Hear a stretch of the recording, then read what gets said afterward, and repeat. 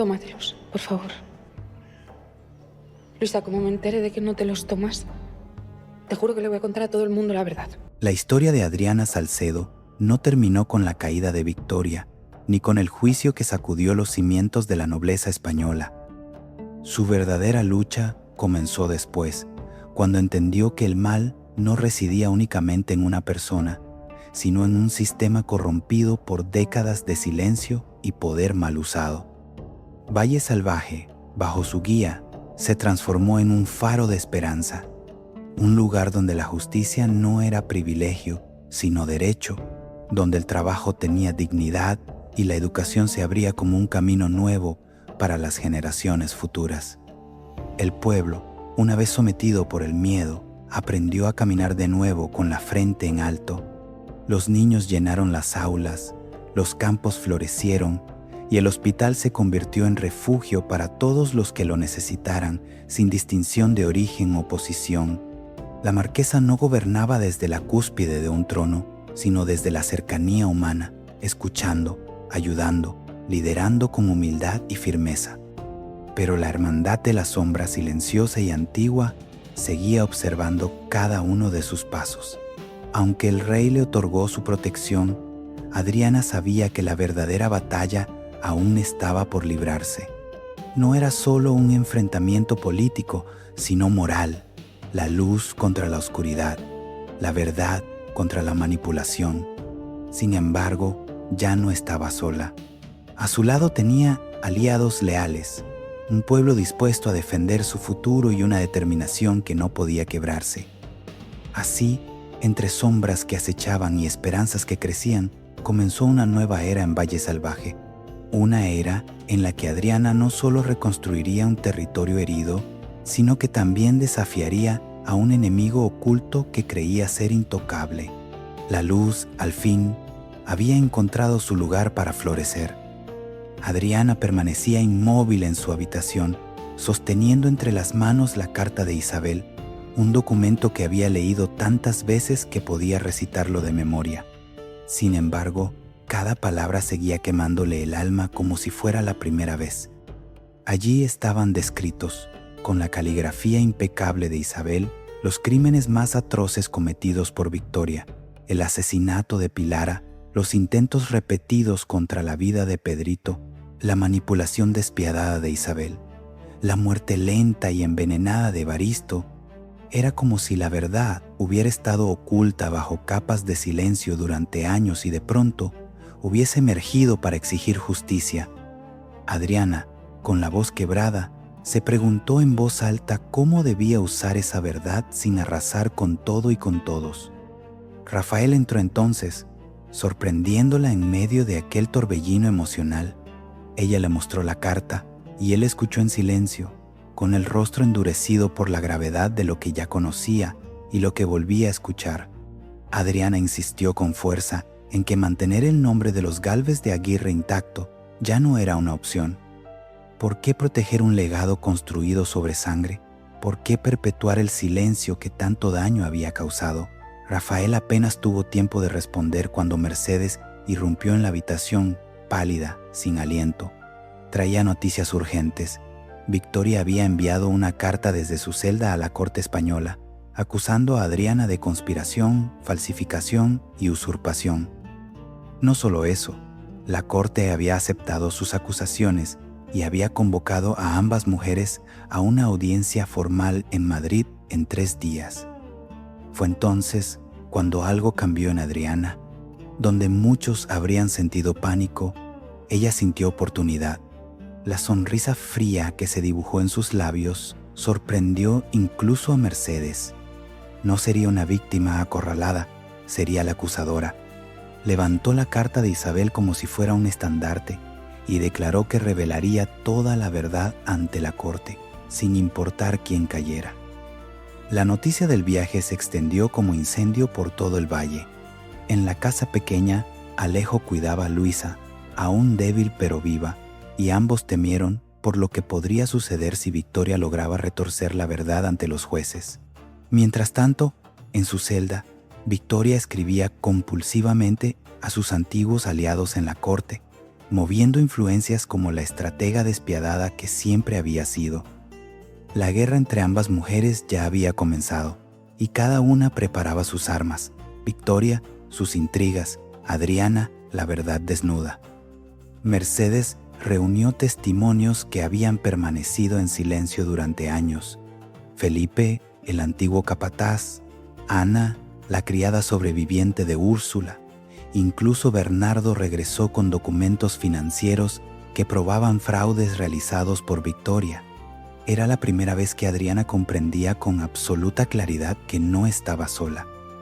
El día de la partida llegó con un aire denso, casi eléctrico. Rafael insistió en acompañarla, al igual que Mercedes, y, para sorpresa de todos, José Luis también. Aseguró que necesitaba escuchar la verdad completa y, si era necesario, testificar en contra de Victoria, aunque eso implicara condenarse a sí mismo. Antes del viaje, Adriana se despidió de sus hermanos. Bárbara la abrazó con fuerza, como si temiera perderla. Pedrito, con ojos serios, le pidió justicia. Ella le dio su palabra. 3 días de viaje separaban a Adriana de su destino. 3 días en los que repasó una y otra vez la carta de Isabel, los testimonios reunidos y las posibles trampas que Victoria podía preparar. Pero, aún así, algo en su interior ardía con convicción. La verdad sería su arma, y no habría corte en España capaz de ignorarla. El viaje hacia Madrid fue largo, tenso y silencioso en muchos tramos. Cada uno de los pasajeros del carruaje llevaba consigo sus propios demonios y pensamientos. Adriana, sin embargo, tenía un propósito tan nítido que parecía darle una fortaleza nueva. Durante las paradas en el camino, Mercedes le entregaba más documentos, declaraciones escritas y registros que Bernardo había conservado de los tiempos en que administraba las tierras. Cada pieza era un ladrillo más en el muro que construirían contra Victoria. Cada palabra reforzaba la convicción de que esta vez la verdad tendría voz. Rafael observaba a Adriana con una mezcla de orgullo y preocupación. La veía repasar la carta de Isabel como si fuera un arma sagrada que debía manejar con precisión absoluta. Temía por ella, por la presión que cargaba, pero también comprendía que nada podría detenerla ahora. Ella misma lo había dicho. No se trataba solo de justicia por su familia, sino por todas las víctimas que habían sufrido bajo el dominio oscuro de Victoria. Mercedes también tenía su propio papel que cumplir. Había pasado días enviando mensajes en secreto, reuniendo testimonios de aquellos que durante años habían callado por miedo. Felipe, el capataz despedido injustamente; Ana, la criada que había huido de Úrsula; trabajadores golpeados sin motivo, cocineras, mozos, jornaleros. Todos ellos habían sido testigos de los excesos y crímenes de Victoria, pero nunca antes habían tenido una oportunidad segura para hablar. Ahora, con la audiencia real convocada, por fin podían hacerlo. El camino hacia la capital los llevó por bosques espesos, aldeas bulliciosas y campos interminables.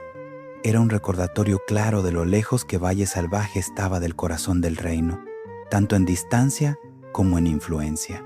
Y, aún así, ahora ambas fuerzas, Valle Salvaje y la corte, se preparaban para enfrentarse en un choque inevitable. Cuando al fin llegaron a Madrid, el impacto fue inmediato. La ciudad era inmensa, llena de nobles, soldados y comerciantes. Las calles vibraban de vida, pero Adriana sintió el peso del Palacio Real incluso antes de verlo.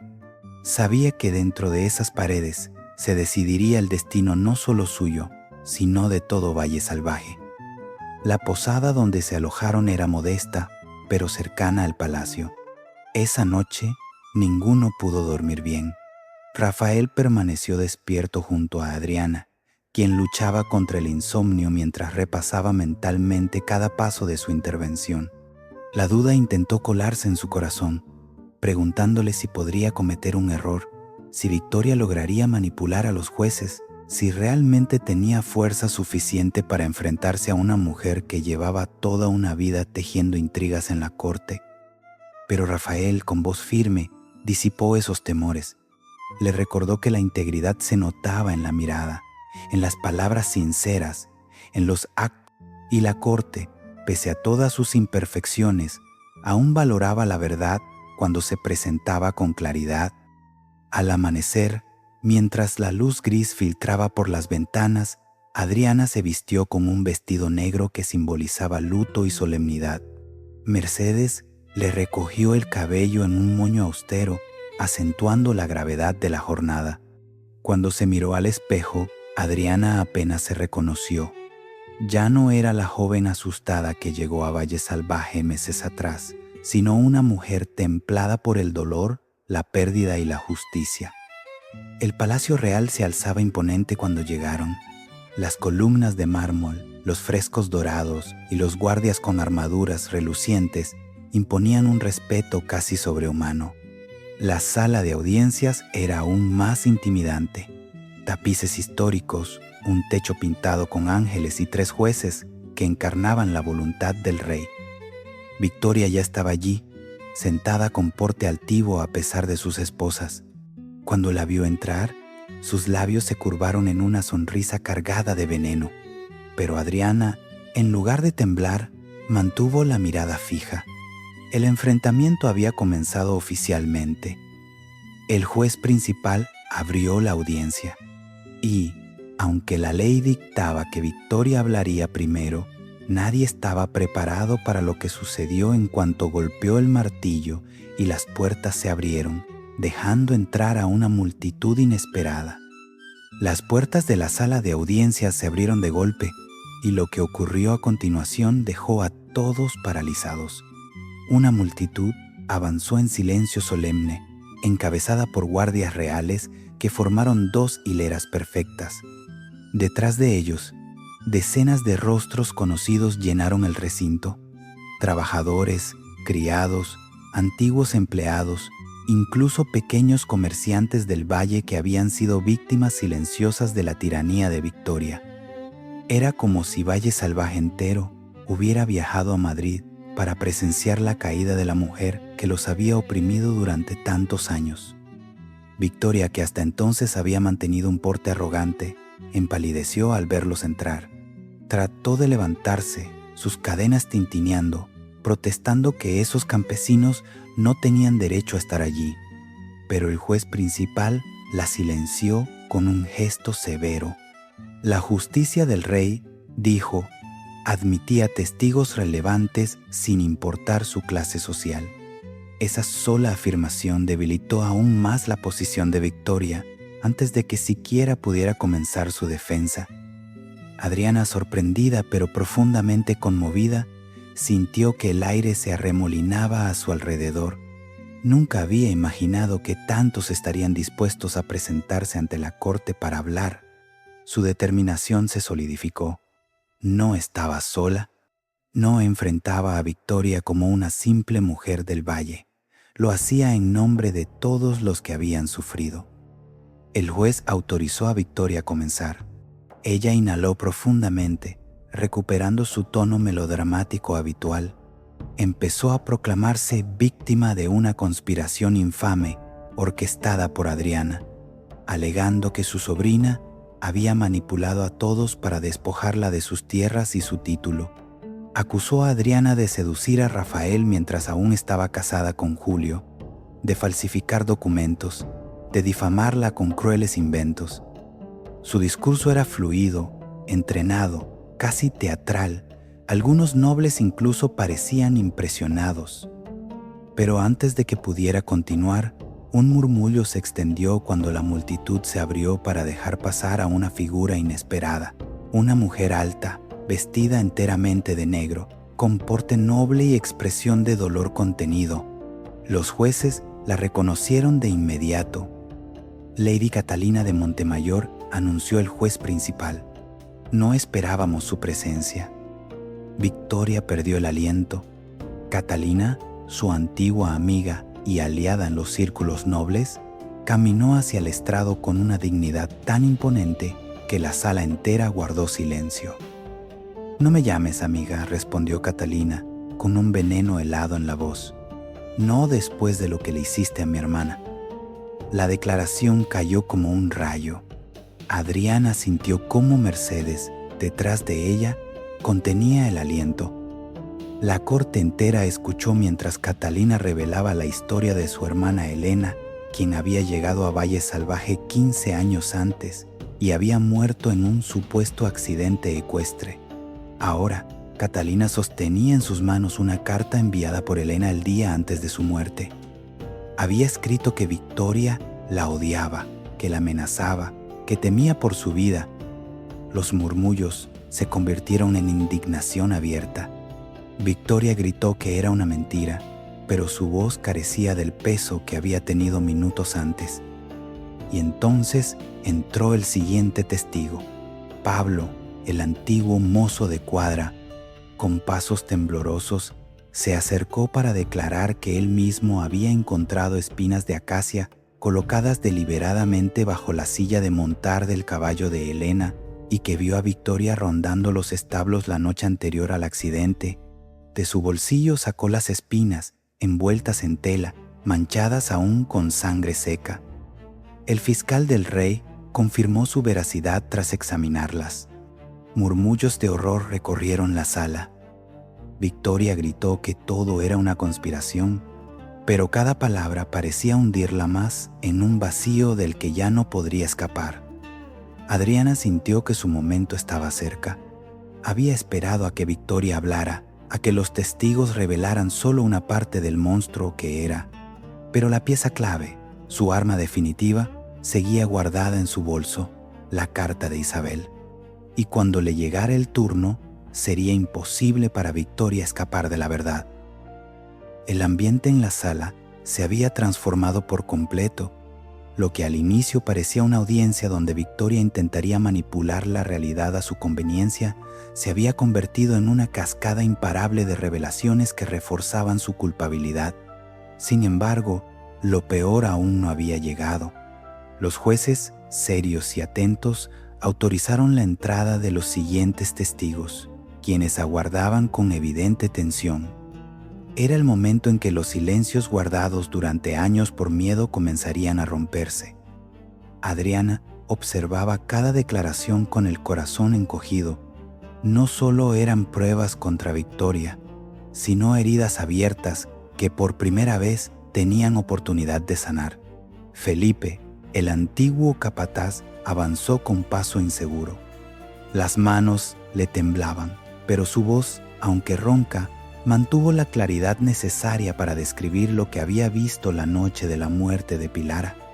Contó cómo había visto a Victoria salir de la habitación de la duquesa, sosteniendo un pequeño vial vacío que luego arrojó discretamente al fuego. Explicó cómo el miedo a las represalias lo obligó a guardar silencio, pues Victoria conocía los nombres de sus hijos y no temía usar a inocentes como moneda de amenaza. Los jueces escucharon con gravedad. Victoria, furiosa, gritó que Felipe mentía, que había sido sobornado, pero el hombre, con lágrimas en los ojos, aseguró que su única motivación era limpiar su conciencia antes de morir. Su sinceridad impactó incluso a los nobles presentes. Ana fue la siguiente en entrar.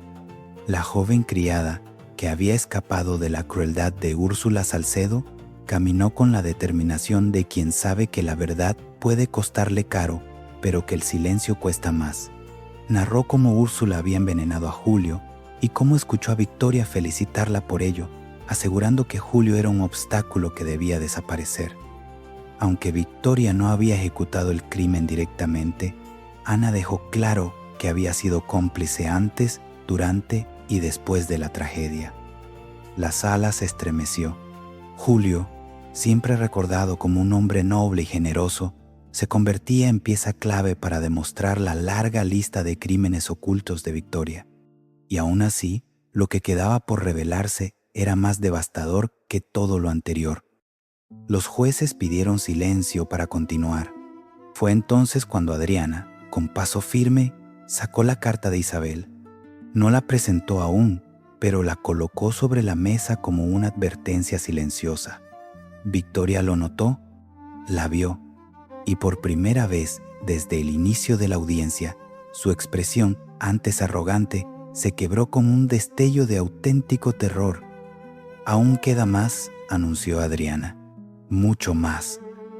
Los jueces asintieron, permitiéndole el uso de sus testigos restantes.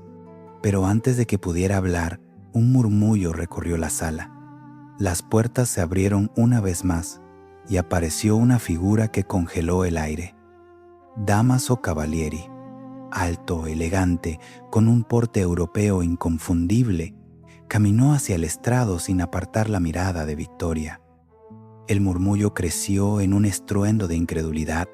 Victoria había afirmado en múltiples ocasiones que Dámaso llevaba décadas muerto, que su matrimonio con José Luis había sido legítimo, que su vida nobiliaria era incuestionable.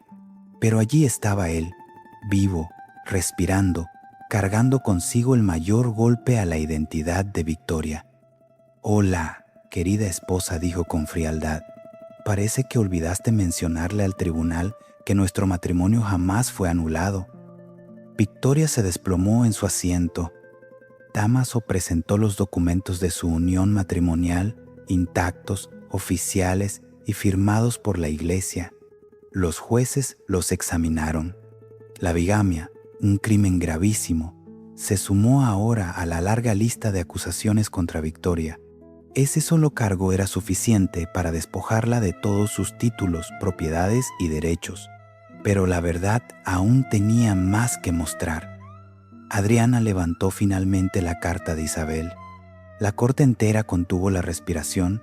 Con aquella carta, la defensa de Victoria no solo se desmoronaría, quedaría pulverizada.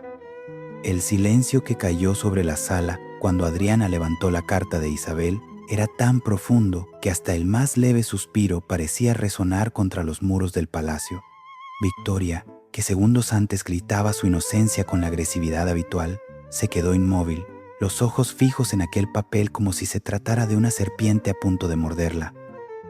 Lo que ella ignoraba era que el veneno ya había sido inyectado desde el momento en que Isabel decidió escribirlo. Adriana avanzó un paso hacia los jueces y con voz clara y firme declaró que no venía a defenderse de las acusaciones falsas de Victoria, sino a revelar la verdad. Una verdad que había sido escondida bajo amenazas, manipulaciones y muerte. Cuando desplegó la carta y comenzó a leer, la sala entera quedó atrapada en cada frase. Isabel detallaba cómo Victoria la había obligado a participar en múltiples intentos de envenenamiento contra Pedrito, apenas un niño indefenso. Narraba con una precisión dolorosa cómo la duquesa había preparado la bebida mortal que asesinó a Pilara y cómo sonrió al entregársela. Reconocía haber sido cómplice pasiva de la muerte de Evaristo, envenenado lentamente con arsénico. A medida que Adriana leía, la sala se llenaba de murmullos horrorizados. Los jueces intercambiaban miradas cada vez más graves. Mercedes contenía la respiración. Rafael apretaba los puños con indignación. Y Victoria, esa mujer que tantas veces había manipulado a todos con lágrimas fabricadas y discursos calculados, comenzó a perder su máscara. «Es una falsificación», gritó, la voz ya quebrada. Isabel era una desgraciada, una sirvienta resentida, una mujer desequilibrada. Pero antes de que pudiera continuar, otra voz se elevó desde el fondo de la sala. «¿Entonces por qué me obligaste a envenenar al niño?»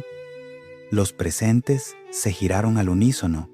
Allí en la entrada, vestida con hábito de monja y rostro agotado pero firme, estaba Isabel, en persona, viva, regresada del exilio autoimpuesto. La sala estalló en exclamaciones, y si la aparición de Dámaso había sido un golpe devastador, esta era la estocada final. Victoria dio un paso hacia atrás, horrorizada. «Isabel, no, tú». Isabel avanzó lentamente, cada paso resonando como un martillazo de justicia. Se presentó formalmente ante el tribunal y confirmó todo lo escrito en su carta. Admitió su culpa sin rodeos. Explicó que había vivido con la vergüenza y el miedo durante más de 20 años temiendo que Victoria destruyera su vida si hablaba. Luego reveló algo aún más terrible. La madre de Victoria no murió de forma natural. Un murmullo estremecido recorrió la sala. Victoria la asfixió con una almohada cuando descubrió que iba a cambiar su testamento para dejarlo todo a los pobres. El silencio fue sepulcral. Incluso los jueces tardaron en recuperar la voz. Pero Isabel no había terminado. Sacó un paquete de cartas que había guardado durante décadas, documentos escritos de puño y letra por Victoria en los que planeaba asesinatos, sobornos y manipulación directa, pruebas irrefutables de una vida dedicada al crimen. Victoria, desesperada, intentó arrodillarse de nuevo como antes, llorando y suplicando por comprensión, proclamando que todo lo había hecho por amor a su hijo Gaspar. Intentó conmover a la sala con su dolor de madre, pero esta vez nadie la creyó. La actuación que antes impresionaba ahora resultaba grotesca. Incluso algunos nobles que habían simpatizado con ella apartaron la mirada con vergüenza ajena. Adriana, erguida y firme, respondió con contundencia: Gaspar murió intentando salvar a Pedrito de un asesino que usted misma envió. Su hijo murió mientras usted seguía tejiendo mentiras y destrucción. La sala quedó helada. Victoria, sin argumentos, sin aliados, sin más armas, se desplomó emocionalmente. Su caída era ya inevitable. Y sin embargo, aún faltaba una última revelación que sellaría definitivamente su destino. Adriana volvió al estrado, levantó un documento y mirando directamente a los jueces pronunció: «Y aquí está el testamento original de mi padre. Valle Salvaje pertenece legítimamente a mi hermano menor, Pedro Salcedo de la Cruz. Victoria no solo es criminal, también es una usurpadora». Victoria gritó y sollozó, pero sus palabras ya no tenían fuerza. La corte, el público, sus antiguos aliados y hasta los muros del palacio parecían haber dictado sentencia antes de que los jueces pronunciaran la oficial. La caída de Victoria Salcedo acababa de consumarse. El murmullo que siguió a la última revelación de Adriana se desvaneció lentamente cuando el juez principal se puso de pie. La solemnidad de su expresión anunciaba que el juicio había alcanzado un punto de no retorno.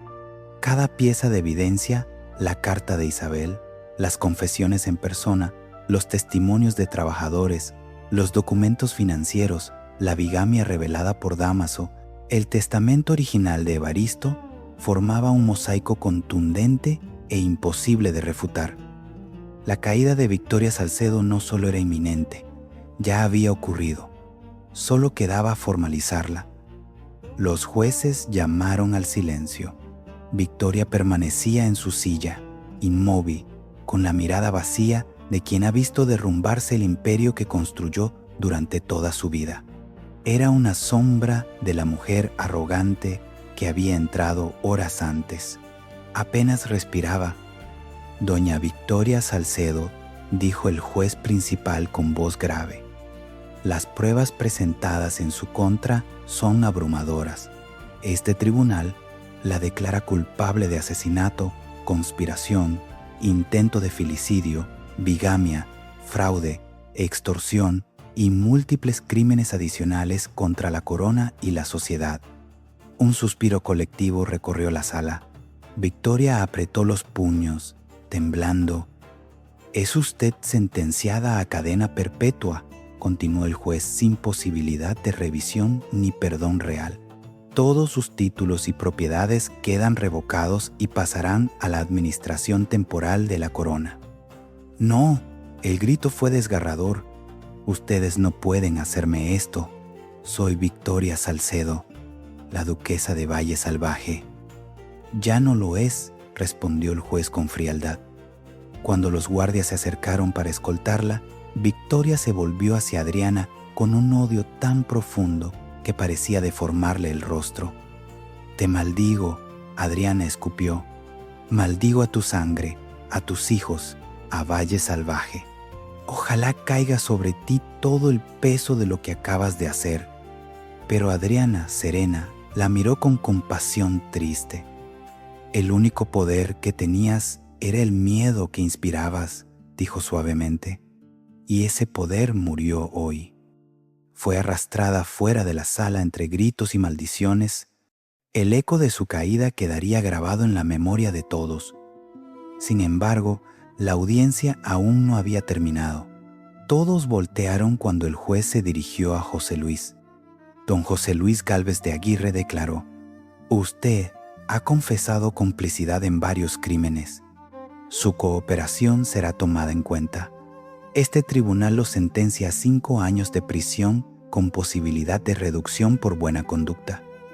José Luis bajó la cabeza, aliviado y devastado a la vez. Rafael, conmovido, se acercó a él.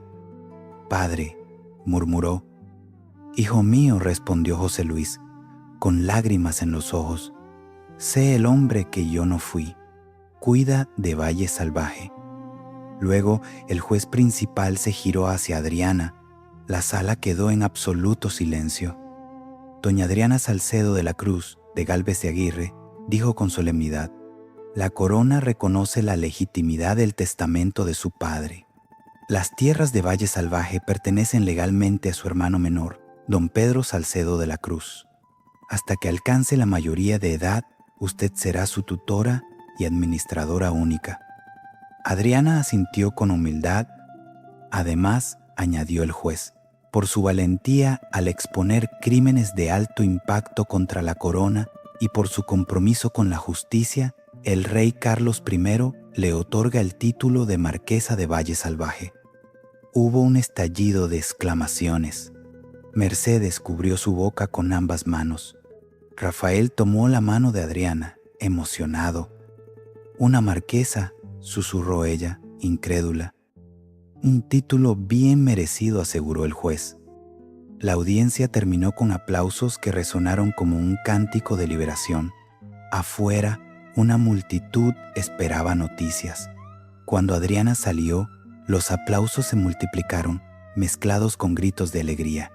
Había nacido un nuevo destino para Valle Salvaje. Rafael la envolvió en un abrazo profundo. «Lo hiciste», mi amor, susurró contra su cabello. «Lo hicimos», respondió Adriana. Mercedes se acercó riendo entre lágrimas. «Marquesa Adriana, esto va a tomar tiempo para acostumbrarme». Bernardo se inclinó ante ella con respeto sincero. «Será un honor servir bajo su mando». «No necesito sirvientes», respondió Adriana. «Necesito aliados. Necesito amigos». El sol de Madrid, cálido y brillante, bañó a Adriana con una luz que parecía simbólica. La justicia se había cumplido, pero aún quedaba el desafío más grande: reconstruir, sanar y proteger el valle de nuevas sombras que ya comenzaban a asomarse. El regreso a Valle Salvaje fue completamente distinto al viaje de ida. Donde antes había tensión y temor, ahora reinaba un aire de esperanza palpable. Adriana, recién nombrada marquesa, repasaba junto a Rafael y Mercedes los primeros pasos para reconstruir un lugar marcado por años de abuso y silencio. No se trataba solo de administrar tierras o gestionar recursos, se trataba de devolver la dignidad a un pueblo herido. Los planes surgieron con naturalidad.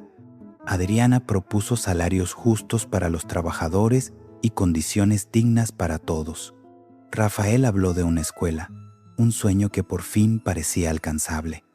Mercedes insistió en la importancia de la transparencia, de romper para siempre con las prácticas corruptas que habían permitido que alguien como Victoria prosperara. Eran ideas que, por primera vez en mucho tiempo, nacían de la esperanza y no del miedo. Al llegar al valle, se encontraron con un recibimiento multitudinario. Nadie había esperado a que enviaran noticia oficial. Los rumores habían corrido más rápido que los caballos reales. La condena de Victoria, la caída de los Gálvez de Aguirre y la coronación moral de Adriana como líder del valle habían encendido el corazón de todos. La multitud estalló en aplausos al verlos descender del carruaje. Luisa, apoyada en el brazo de Alejo, lloró al ver a Adriana. «Lo hiciste», sollozó. «Nadie volverá a hacernos daño». Pedrito, ahora más consciente de su papel, corrió hacia su hermana. «¿Soy marqués también?», preguntó con ojos brillantes. Adriana rió por primera vez en semanas. «Eres el dueño legítimo de Valle Salvaje, Pedrito, y algún día serás un gran señor». La celebración esa noche fue modesta pero profundamente emotiva. Por primera vez en años, trabajadores y antiguas figuras nobles compartieron mesa sin miedo. Se brindó por la justicia, por la verdad y por la memoria de quienes ya no estaban. Matilde y Atanasio anunciaron su inminente matrimonio. Alejo y Luisa revelaron que esperaban otro hijo. Bernardo, con voz detenida, prometió dedicar su vida a reconstruir el valle bajo la guía de Adriana. Todo parecía perfecto, hasta que las puertas de la casa grande se abrieron de golpe. Una figura encapuchada entró tambaleándose, dejando un rastro de sangre sobre el mármol. Varios gritaron. Rafael y Alejo corrieron a sujetarlo antes de que se desplomara. Cuando Rafael retiró la capucha, un jadeo colectivo recorrió la sala. «Tomás», murmuró Adriana, atónita. Era el ladrón que había incriminado a Luisa, aquel hombre que había huido y cuyo paradero era un misterio. Ahora regresaba convertido en un cadáver andante. Alejo, lleno de furia, quiso alejarlo, pero Tomás alzó un brazo débil. «Debo confesar antes de morir». Adriana se arrodilló a su lado. «Dime, Tomás, ¿qué necesitas revelar?» Victoria no era la única. Su voz era un hilo de aire. Hay una red, una hermandad, una organización que controla jueces, comerciantes, nobles, hasta la iglesia. La sala se congeló. Mercedes palideció. «¿De qué estás hablando?» «La hermandad de la sombra», susurró Tomás. «Victoria era solo una ejecutora. Ahora que cayó, ellos vendrán por ustedes». Adriana sintió un escalofrío recorrerle la columna. ¿Quiénes? ¿Quiénes están detrás? Tomás sacó un pequeño medallón de su bolsillo, una serpiente mordiéndose la cola alrededor de una corona rota. El conde de Monterreal, la marquesa de Altamira, el obispo Mendoza, muchos más. Tosió sangre. «Yo intenté escapar, pero me hirieron. Tenía que advertirles, Adriana, eres una amenaza para ellos ahora». Luisa, temblorosa, preguntó, «¿Por qué ayudarnos?» Tomás lloró. «Porque fui un peón. Todos lo fuimos. Y ya no quiero morir como basura». El médico intentó salvarlo, pero fue inútil. Con un último esfuerzo, Tomás murmuró. «En la capilla abandonada, al norte, bajo el altar, hay documentos, toda la verdad», y exhaló su último aliento. La celebración se apagó al instante. Nadie habló durante varios segundos. Adriana sintió cómo un nuevo peso caía sobre sus hombros. Victoria había sido solo el comienzo. Algo mucho más grande y peligroso se movía ahora hacia ellos. Rafael tomó su mano. «Sea lo que sea», dijo, «lo enfrentaremos juntos». Pero Adriana, mirando el medallón, sabía que esta guerra sería diferente y probablemente mortal. La muerte de Tomás dejó en la casa grande un silencio helado, un eco oscuro que contrastaba brutalmente con la esperanza que minutos antes llenaba cada rincón. Adriana sostuvo el medallón entre sus dedos. El metal frío parecía vibrar con un significado más profundo que cualquier amenaza verbal. Una serpiente mordiéndose la cola alrededor de una corona rota. Un símbolo de poder, de clandestinidad, de una red que había permanecido oculta incluso a la sombra de los crímenes de Victoria. Mercedes fue la primera en reaccionar. «No podemos ignorar esto», dijo, con voz temblorosa. Si la Hermandad de la Sombra es real, y Tomás no mentía, estamos hablando de algo que supera por mucho lo que enfrentamos en Madrid.